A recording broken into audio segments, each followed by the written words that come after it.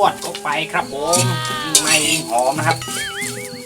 เอาให้หอมข้ามไปถึงอีกหมู่บ้านหนึ่งเลยนะผมไม่ไหม้เลย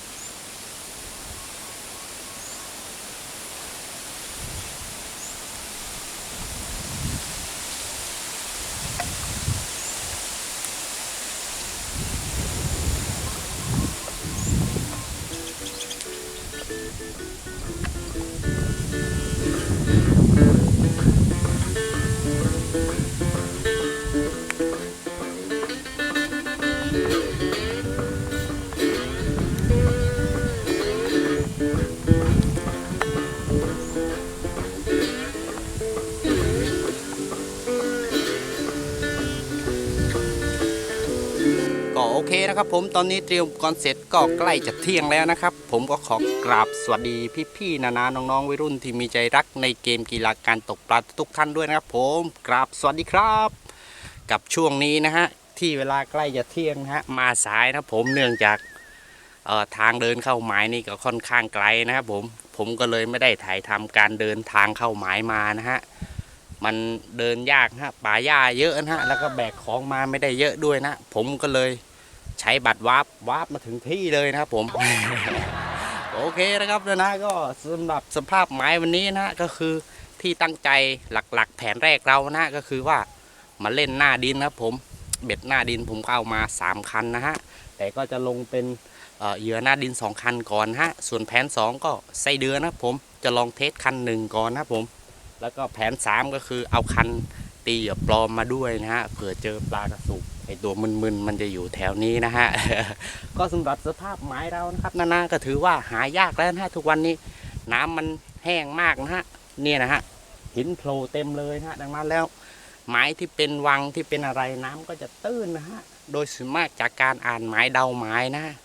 ก็ถ้าเรามาตกตามวังถ้าเห็นพวกปลาขึ้นตุ๊บพวกปลาน้อยกระโดดอะไรเงี้ย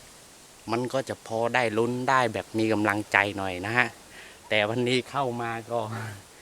เงียบกริบนะฮะหรือว่าเราเข้ามาตอนเที่ยงนะปลามันขึ้นตอนเช้ากับตอนเย็นหรือเปล่าอันนี้ก็ไม่แน่ใจนะครับนะแต่ถือได้ว่าสภาพไม้เราเนี่ยโคตรเงียบเลยนะผม แต่ก็ไม่เป็นไรนะครับนะก็ถือว่าเป็นการมาลองนะเพราะว่าหาไม้แต่ละจุดหาวังก็ถือว่าหายากนะฮะถ้ามีเรือมันก็จะหาง่ายหน่อยนะฮะถ้าเดินมันก็จะเข้ายากนะครับผมก็ถือว่าเรามีตั้ง3แผนนะครับวันนี้ถ้าเหยื่อหน้าดินเวิร์กอาจจะลงเหยื่อหน้าดิน3คันเลยถ้าหน้าดินไม่เวิร์กเดี๋ยวก็เปลี่ยนเป็นไส้เดือนถ้าไส้เดือนเวิร์กกว่านะถ้า2อย่างนี้ไม่เวิร์กก็เดินเลาะหาตีปลากระสุบเล่นแก้เหงาแล้วมั้ง ก็โอเคนะครับผมกับเหยื่อหน้าดินผมก็นั่นแหละฮะสูตรเดิมนะดิบๆเถื่อนๆเหมือนเดิมนะกล้วยรำขนมปังนะแต่กล้วยผมใช้เป็นกล้วยน้ำว้าสุกงอมเลยนะผมนี่แหละฮะโอเคนะผมเดี๋ยวเรามาเทสกันก่อนนะฮะว่าจะเป็นยังไงอาจจะเงียบเดี๋ยวมาโม้นะกล้องเยอะๆแน่นอนนะครับผมดูท่าจะเงียบ ลุย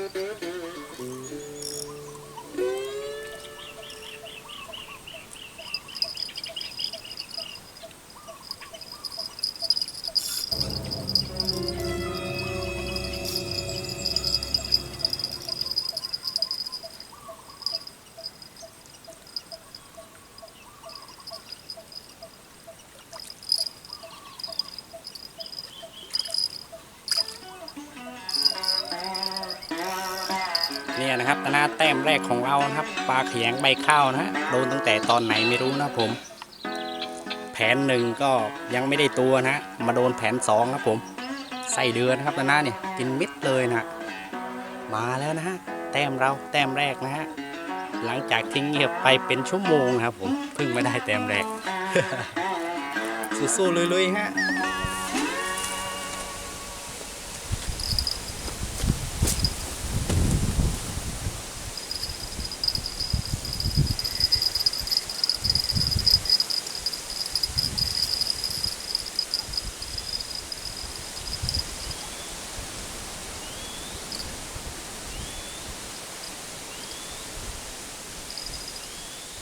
ในที่สุดแต้มที่2เราก็มานะครับนาเนี่ยฮะไซส์งามนะครับผมแต้มที่2กับแผนแรกนะฮะเหยื่อหน้าดินนะครับผมป๊อดเนี่ยทำอะไรกินดีเนาะเนี่ย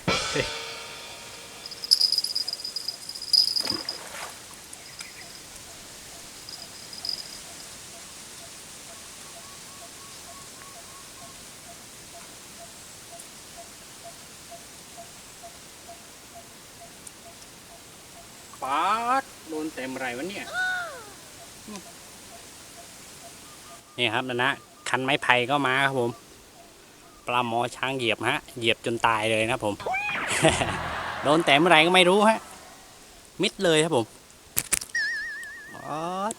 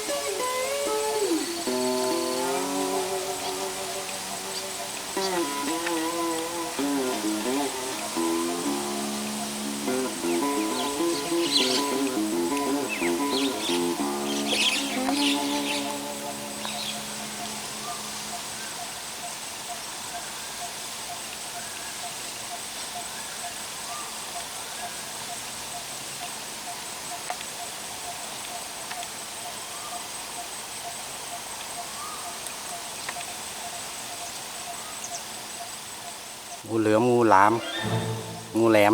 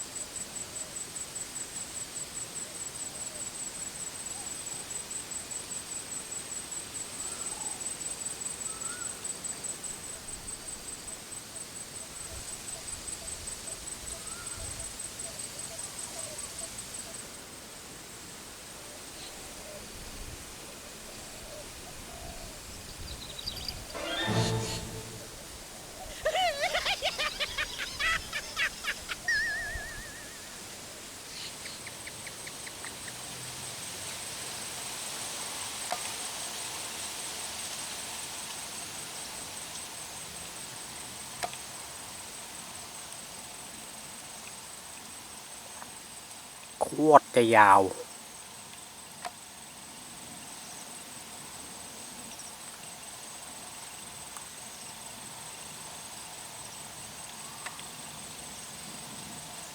แน่มีโชว์ลำตัวเนี่ยปลากระทิงหรือเปล่าเนี่ยลายเหมือนปลากระทิงใหญ่เลยครับนี่ดูหางมันนี่ปลากระทิงชัดๆแต่ตัวนี้ยาวเกือบ1.50 1.60 เมตรนะครับนานี่กระทิงใหญ่ โผล่ฝั่งโน้นเด้ออย่ามาโผล่ฝั่งนี้วิ่งนะป๊อดลายสวยงามครับผม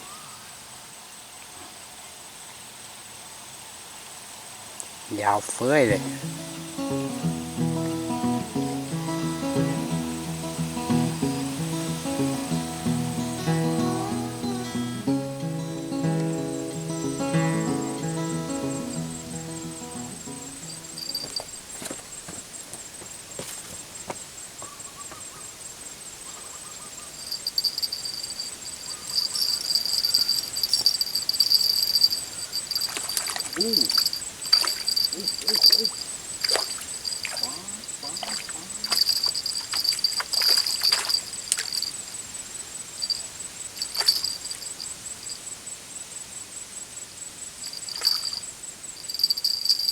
นี่นะครับนะกับแผน2เรานะฮะเหยื่อไส้เดือนนะมาจนได้นะหลังจากไอตัวเมื่อกี้ผ่านไปนะฮะเนี่ยฮะนะดูลายเหมือนกันเลยนะฮะป๊อดความพยายามว่าผมยังไม่ยอมแพ้ยังไม่เก็บเบ็ดมาจนได้นะโอ้ถ้าใหญ่เท่าไอตัวเมื่อกี้ก็น่าจะเฟี้ยวเนาะนี่ลายเหมือนกันแต่ตัวเล็กกว่าครับกระทิงสุดยอดเลย พอได้ต้ม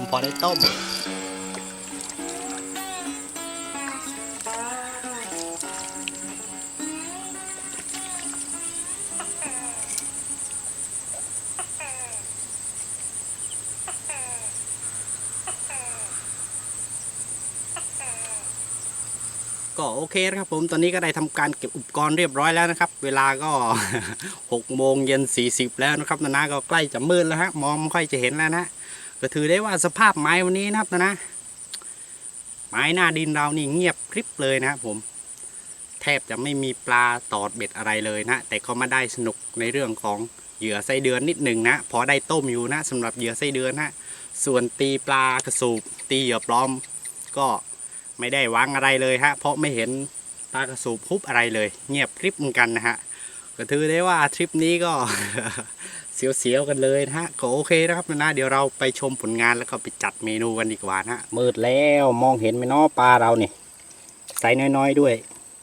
ถ้าตัวใหญ่จะมองเห็นชัดนี่มันตัวน้อยมองไม่ค่อยชัดนี่นะฮะ4 แต้มก็ถือว่าไม่แห้วนะครับผมสวยๆเลยฮะเดี๋ยวไปดูชัดๆกันที่บ้านนะครับผมจัดเมนูอะไรดีเนาะวะลุยครับนะเนี่ยนะต้องใช้หัวไฟเดินกว่าจะถึงนู่นข้างบนนู่นฮะ มืดตึ๊บฮะกลวยตัวยาวแหละ ลุยครับผมนู่นฮะเดินเลาะไปยูนนะผมนู่นขึ้นไปข้างบนนู่นนะ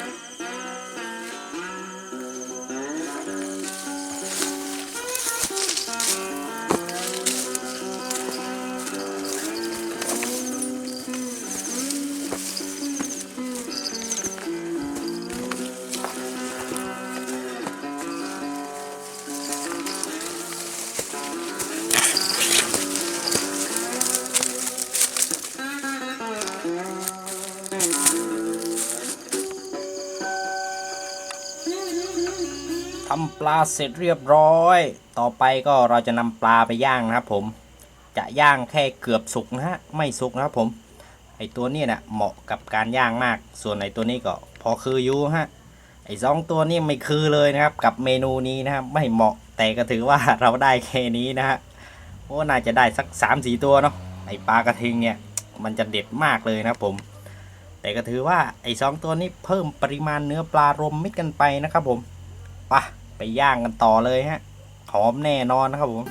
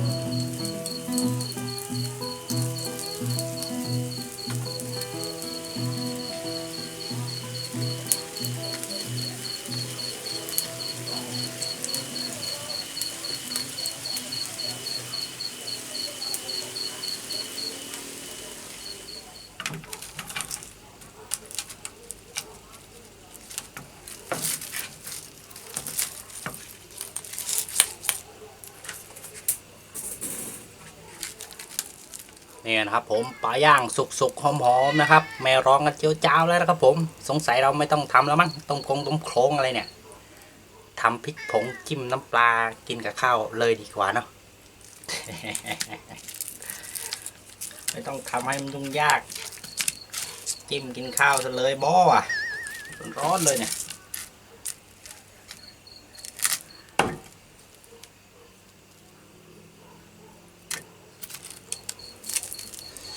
นี่อะเสียดายนะโอ้ได้ตัวเดียวเองป่ะ งูนะผมเอง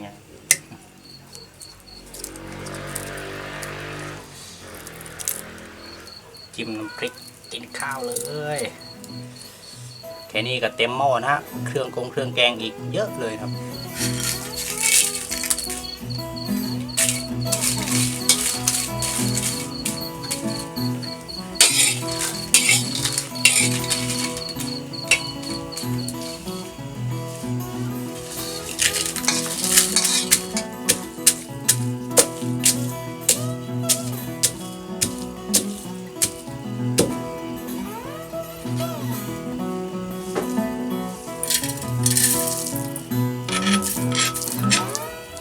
ตัวนี้แหละที่จะทำให้แสบดากครับพี่น้องเนี่ยนะครับกับขั้นตอนเด็ดฮะเราก็ต้องมาคั่วเครื่องเทศเราก่อนครับก็มีข่าหอมแดงพริกสดกระเทียมจักหน่อยฮะแล้วก็ตะไคร้ใบมะกรูดนะครับผมจวดเลยครับผมจวดอันนี้ก่อน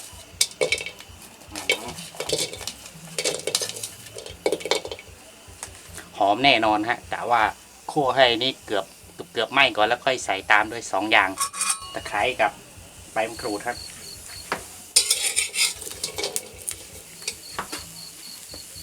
จวดเข้าไปครับผมยิ่งไหม้ยิ่งหอมนะครับเอาให้หอมข้ามไปถึงอีกหมู่บ้านหนึ่งเลยนะผมไม่ไหม้เลย โอเคนะครับเครื่องเทศเราได้ที่แล้วนะครับผมหอมไปถึง5 หมู่บ้านเลยนะครับผม น้ำกำลังเดือดได้ที่แล้วนะครับเนี่ยนะฮะเครื่องแกงของเรานะเครื่องเทศฮะข่าตะไคร้หอมแดงกระเทียมพริกสดแล้วก็ใบมะกรูดฮะไม่รู้ว่าขาดหรืออะไรไปบ้างครับนะ จวดเลย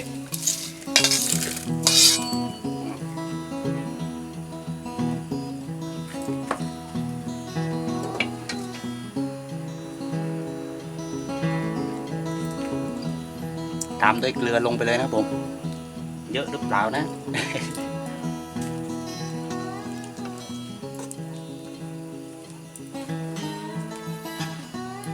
แล้วก็ปิดฝาควันขโมงต่อไปครับผมมะเขือเทศกับเห็ดฟางน่าจะเกือบเน่าแล้วนะครับมีอะไรในตู้เย็นเราเอามาใส่ให้หมดครับ โทษเลยเน่าในหม้อนี่แหละรอผักใกล้สุกน้ำเดือดเดี๋ยวมาปรุงรสกันครับผม วดปวดปวดเละหมดปอดมาปรุงรสกันเลยนะครับไว้นานหน่อยฮะมะเขือเทศเละหมดแล้วครับ ชูรสหรือผงนัวจวดเลยฮะน้ำมะขามฮะสัก2ก่อนครับนะเผื่อมันจะเปรี้ยวเกินนะผมค่อยเติมทีหลังทำขาดน้ำปลาก็สัก2ก่อนนะแล้วค่อยชิม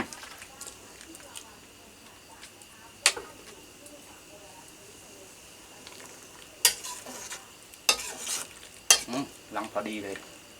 ใส่เกลือเล็กนะฮะเรามาชิมน้ำต้มดูครับ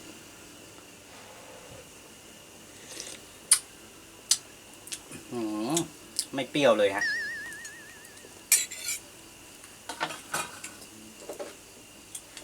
ขาดเปรี้ยวครับผมสงสัยมะขามต้นนี้ไม่ค่อยเปรี้ยวมั้งจืดมะขามนี่ตามความชอบจวดเข้าไปมะเขือเทศก็เปรี้ยวแล้วต่อไปก็จัดเลยครับนะแต่พูดแล้วก็เสียดายนะถ้าได้กระทิงเยอะๆหน่อยก็ดีนะแต่เท่านี้ก็กินไม่หมดนะผมคนเดียวนะปลาก้าง จวดไป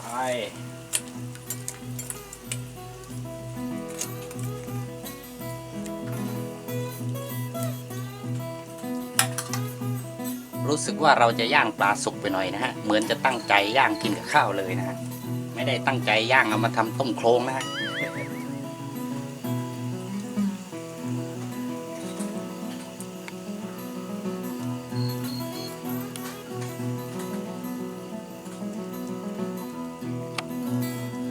ลุยกันต่อนะครับนะจวดมะนาวเยอะๆเลยครับกะลูกเดียวพี่น้องกะล้วนๆกะ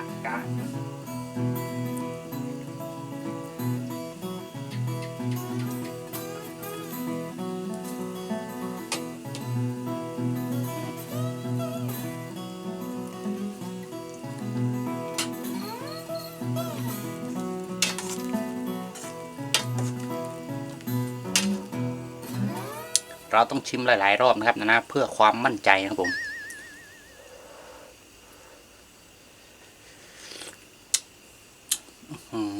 สุดยอดน้ำปลาอีกจักนิดจักหน่อยเน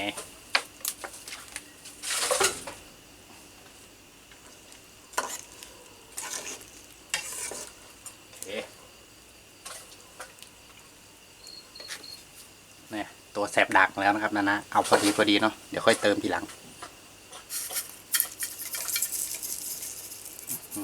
ดูดิสาดแซดแน่พี่น้องต่อไปครับมีอะไรในตู้เย็นยัดมาให้หมดครับผม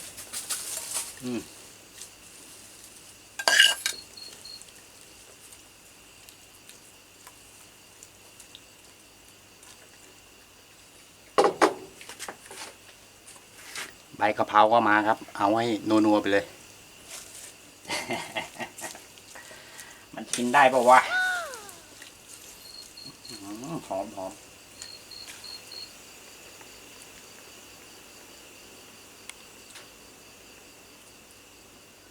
แล้วกินปลาป๋องไปพวกเองไงวันเนี้ยกินดีคนอีกต้องแย่งกันมีเยอะข้ามปลากระป๋องเนี่ยนะฮะเห็ดฟางเน่าครับผมจวดเข้าไปมะเขือเทศเละๆ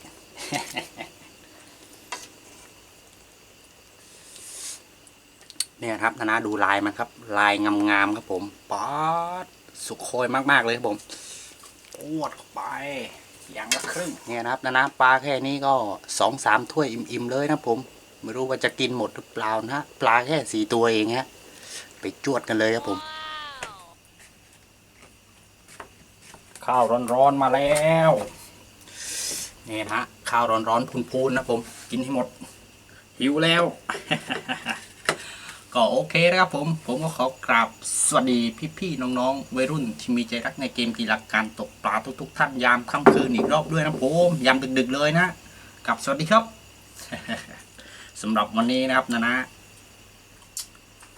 ทั้งเปรี้ยวทั้งเผ็ดมากันครบครับวันนี้เปรี้ยวเผ็ดเค็มโอ้มาทุกอย่างครับนัวๆเลยวันนี้ฮะรสแบบซื้อเลยฮะแสบดากแน่นอนนะผมนี่นะฮะป๊อดต้มโขลงต้มอะไรก็ไม่รู้นะมั่วๆเลยนะผม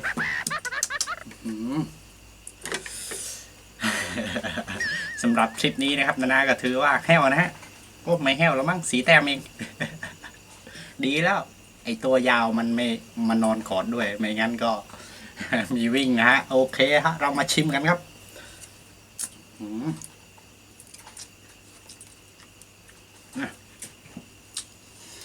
ตัวพระเอกก็ไอตัวนี้นะครับนานี่พระเอกเลยนี่นะครับนะดูลายมันเดี๋ยวผมจะจวดให้เห็นชัดๆขอชิมแบบเผ็ดๆก่อน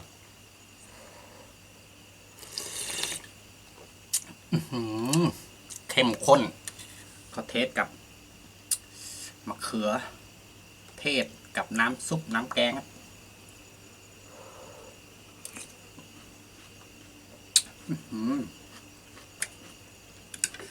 อร่อยหมดเวลานี้ ลุยไม้มาเหนื่อยหิวครับนะบอกตรงครับกินข้าวกับเกลือก็ยังอร่อยเลยนะครับผม แต่นี่เราได้ของเด็ดนะฮะสุดยอดมาครับนะมากินข้าวกันครับผม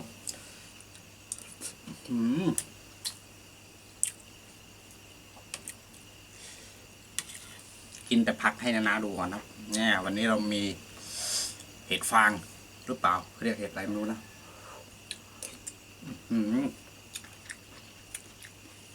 ให้น้ำแกงผักมะเขือเทศหอมแดงเนี่ยกินข้าวผมก็ฟินแล้วครับผมแต่วันนี้เรามีกระทิงกระทิงอ้วนๆฮะถือว่าไซส์ไม่ใหญ่มากฮะแต่อ้วนๆแล้วร้อนเราจะจวดทั้งกระดูกเลยครับงาน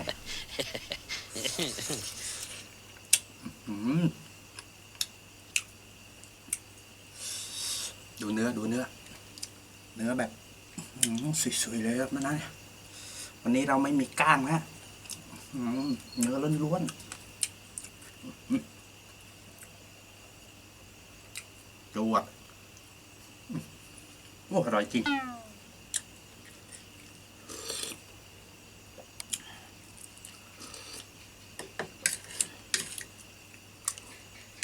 แล้วก็มีตัวเด็ดฮะปลาขยงใบข้าวครับนะให้นาดูชัดๆขยงใบข้าว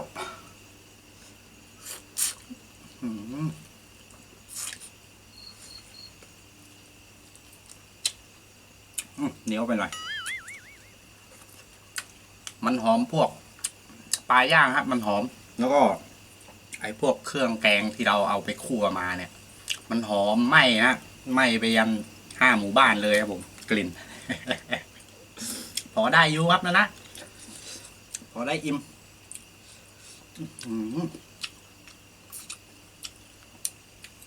ได้ปลาแบบนี้ไม่มีก้างนี่กินเพลินเลยฮะแต่ถ้าปลาที่มีก้างเนี่ยกินเพลินกว่าครับผมกว่าจะได้กินแต่ละคำ น้ำ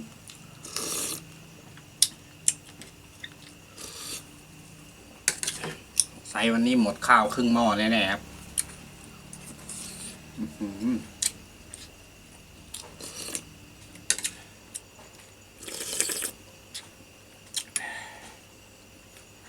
มีเรี่ยวมีแรงขึ้นมาทันทีครับสวดพี่น้องสวด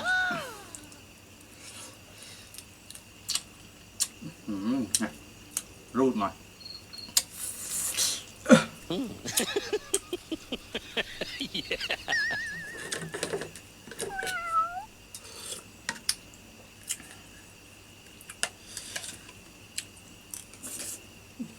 เห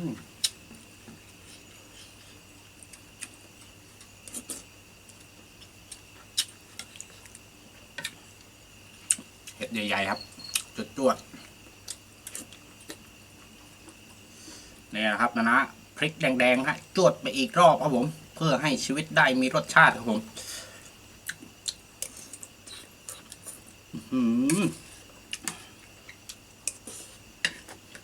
เผ็ด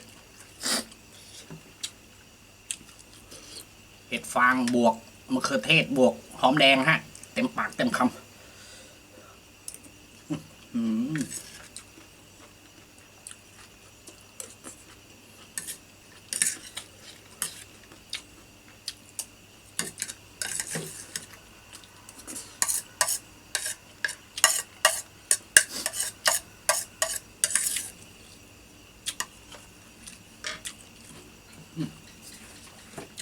โอเคนะครับนะแกงก็ใกล้หมดข้าวก็หมดแล้วนะผมเดี๋ยวผมไปตักข้าวมาเพิ่มอีกสักครึ่งจานนะผมเพราะว่าสำหรับทริปวันนี้นะนอนไปเยอะครับผมนอนจนหมดพลังงาน ก็ยังไงสำหรับทริปต่อไป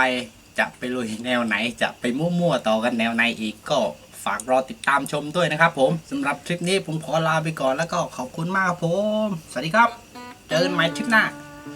จะไปลุยต่อจะมานหรือเปล่านะ เข้าป่ารกๆก็ช่วงนี้ก็เสียวๆเหมือนกันนะไอเรือไม่ยาวเยอะนะฮะช่วงนี้ออกล่าหนู